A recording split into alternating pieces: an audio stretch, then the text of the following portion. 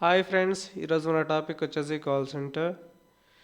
Call సెంటర్లో చాలా రకమైన వ్యవస్థలు ఉన్నాయి. అందులో ముఖ్యంగా వచ్చేసి సేల్స్ అండ్ మార్కెటింగ్, అండ్ దాంతోపాటు వచ్చేసి హెల్ప్ లైన్, అండ్ నెక్స్ట్ వచ్చేసి సపోర్ట్.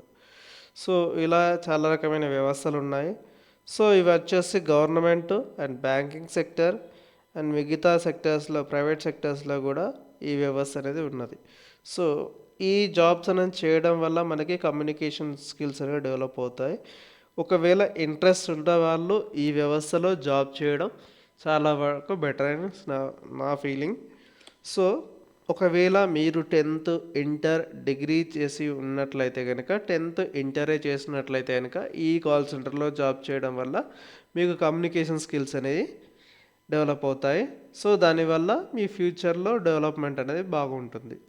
సో అలా కాకుండా మీరు వేరే వ్యవస్థ, సపోజ్ ఎగ్జాంపుల్ డిగ్రీ చదువుకున్నాను నేను, బీటెక్ చేస్తాను నేను, ఈ కాల్ సెంటర్లో జాబ్ చేయడం అవసరమా అనుకునే వాళ్ళు గుర్తుపెట్టుకోండి ఒక విషయాన్ని మాత్రము. సో మీరు ఏ ఫీల్డ్కి వెళ్ళినా కూడా ఏదో ఒక కోర్స్ నేర్చుకోవడం, దాంతోపాటు అక్కడికి వెళ్ళేసి దానిపైన మాత్రమే మీరు వెళ్తారు. సో పర్టికులర్గా మీకంటూ ఒక నాలెడ్జ్ అంటూ ఉండదు ఎలా మాట్లాడాలి అనేసి ఎదుటి వ్యక్తితో.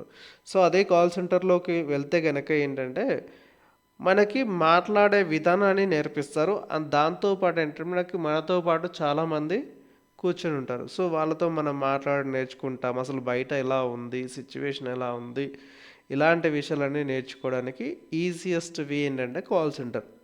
సో కాల్ సెంటర్ అనగానే చిన్న చూపు చూసేసి అక్కడ తక్కువ శాలరీస్, సో శాలరీస్ అని కాదు, ఫస్ట్ డబ్బుల గురించి ఆలోచించకుండా మనము నేర్చుకునేది ఏదైనా కూడా బాగుండాలి. రేపటి ఫ్యూచర్ కోసం మనం నేర్చుకునేది ఖచ్చితంగా ఫస్ట్ ఎలా అనేది నేర్చుకోగలిగితేనే అసలు మనము బయట ఎదగలుగుతాం.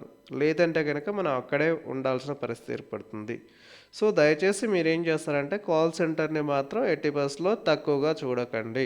సో కాల్ సెంటర్కి వెళ్ళి వర్క్ చేయండి. లేదు అంటే కనుక వర్క్ చేసిన వాళ్ళను అడిగి తెలుసుకోండి ఎలా ఉంటుంది, వాళ్ళు ఎలాంటి సమస్యలు ఫేస్ చేస్తున్నారు అనేది తెలుసుకోండి.